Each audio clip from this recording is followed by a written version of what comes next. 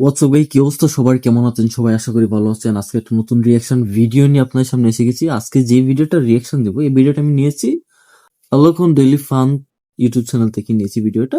ভিডিওর টপিকটা হচ্ছে, যে টাইটেলটা দেওয়া হয়েছে, নায়ক মান্না নাকি ফিরে এসেছে। থাম্বনেইলও সেটা দেখা যাচ্ছে, নায়ক মান্না নাকি ফিরে এসেছে। এই নায়ক সেই নায়ক মান্না, রাসেল মিয়া, আমাদের ভাইয়ার এই সিনেমার নায়ক, যার সিনেমা দেখলে পাপ হয় না, পাপ মুক্ত সিনেমার নায়ক রাসেল মিয়া। এই নায়কের একটা ট্রেলারের রিভিউ করেছিলাম আমি, রিয়েকশন করেছিলাম, সরি। খুব খুব সাড়া পাচ্ছে আপনাদের কাছ থেকে। So, চলেন এই নতুন নায়ক মান্নার একটা ভিডিও আমরা রিয়েকশন দিই, কেমন? চলেন, লেটস গো। শুনলাম মান্না ভাই নাকি ফিরে এসেছে, আসলেই নাকি? কাম হয়ে গেছে গু আমার সারা না মানে আমাদের দেশের স্বপ্নবাজ অভিনেত্রী পলি আপাত দিনে দুপুরে স্বপ্ন দেখে বলতেছেন রাসেল মিয়ার নতুন সিনেমার ট্রেইলার দেখে মনে হইছে মান্না ভাইয়ের অভিনয় দেখতেছি। আমি তো ট্রেইলার দেখার সময় বলেই উঠছি মান্না ভাই ফিরে আসছে। আপনারা তো এই রাসেল মিয়াকে চিনতে পারছেন তাই না? উনি সেই পাপমুক্ত নায়ক যিনি একসময় পাপমুক্ত ভাইয়ারে সিনেমা করে প্রচুর সমালোচনার জন্ম দিয়েছিলেন। এই সিনেমা যতটা না আয় করেছিল তার চেয়ে বেশি সমালোচনার মুখে পড়েছিল, কারণ এই সিনেমা রিলিজ হওয়ার পর রাসেল মিয়া বলছিল এই সিনেমা একটা পাপ মুক্ত সিনেমা, যেখানে কোনো পরিচালক, নায়ক ও প্রযোজক নায়িকার হাত পর্যন্ত ধরেনি। আসলে এই সিনেমাটি ছিল এক ধরনের পাপ মুক্ত সিনেমা, যেই সিনেমায় নায়িকার হাত পর্যন্ত ধরেনি কেউ, কিন্তু নায়িকাকে কোলে তুলে নাচানাচি করা হয়েছিল। সেই পাপ মুক্ত নায়ক রাসেল মিয়ার নতুন সিনেমার ট্রেইলার রিলিজ হয়েছে। সেই সিনেমার ট্রেইলার দেখেই অভিনেত্রী পলি মন্তব্য করছেন মান্না ভাই ফিরে এসেছে। এই কথা শুনে আমার শুধু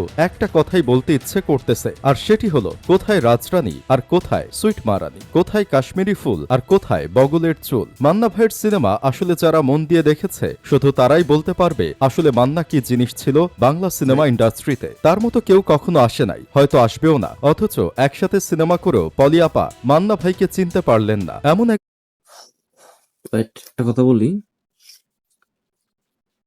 আমাদের দেশে যে দুজন লিজেন্ডারি অভিনেতা ছিল, নায়ক রাজ্জাক বলেন, দুজন না তিনজন, তারপর নায়ক মান্না, নায়ক সালমান শাহ, এই যে তিনটা লোকের কথা বললাম, তিনটা নক্ষত্র ছিল।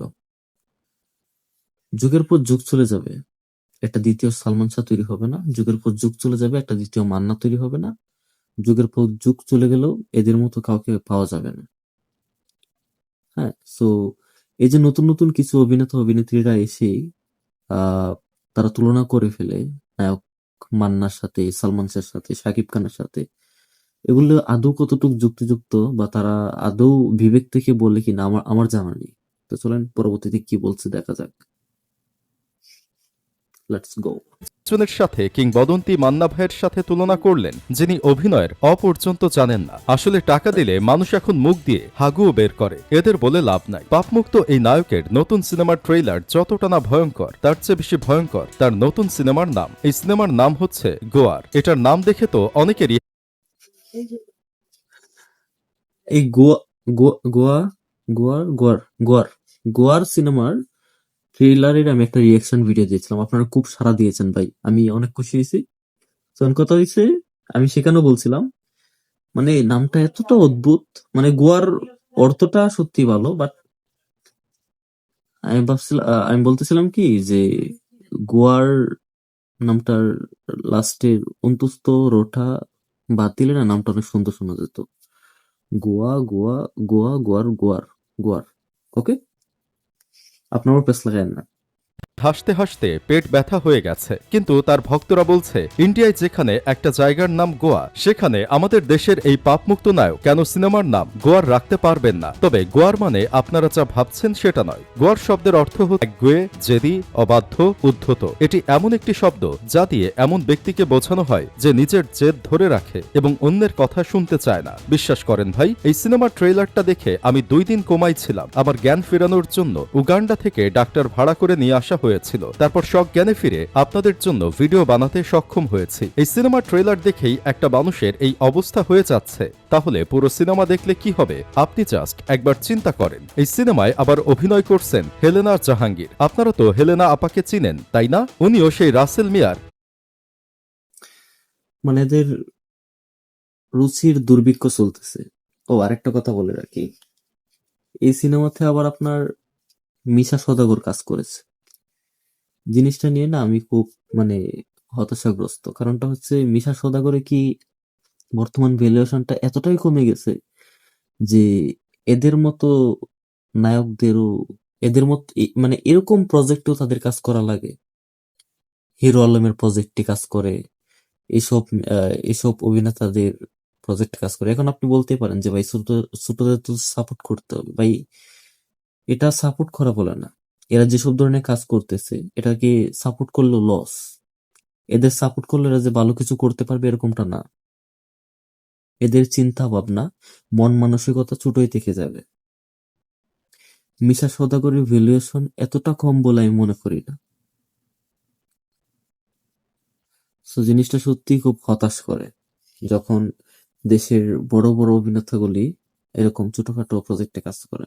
ভাইরে সিনেমা রিলিজের সময় বলছিল এই সিনেমা এতটাই পাপমুক্ত সিনেমা যে মানুষ অজু করে এই সিনেমা দেখতে যেতে পারবে। সেই জ্ঞানহীন আপাও এই সিনেমাতে অভিনয় করছেন এবং লিরিক্স লিখেছেন। এই সিনেমার ভিএফএক্স এতটাই জোশ যে বাহুবলীর ভিএফএক্সও তার কাছে হার মানবে। এই যুগে এসেও যে সুন্দর ভিএফএক্স দিয়ে সিনেমা বানানো যায় সেটাই প্রমাণ করছেন তারা। তবে গোয়ার সিনেমার ট্রেলার দেখতে গিয়ে সবচেয়ে বেশি অবাক হয়েছে মিশা সওদাগরকে দেখে। তিনিও এই সিনেমায় ভিলেন হিসেবে অভিনয় করেছেন। তার লেভেলটা কি এতটাই নিচে চলে যাচ্ছে দিন দিন যে বাংলাদেশের একজন টপ ভিলেনেরও এসব বস্তা পচা সিনেমায় অভিনয় করা লাগছে। বাংলা সিনেমা ইন্ডাস্ট্রি কামব্যাক করতে চাচ্ছে, কিন্তু এদের মন মানসিকতার কামব্যাক আর হচ্ছে না।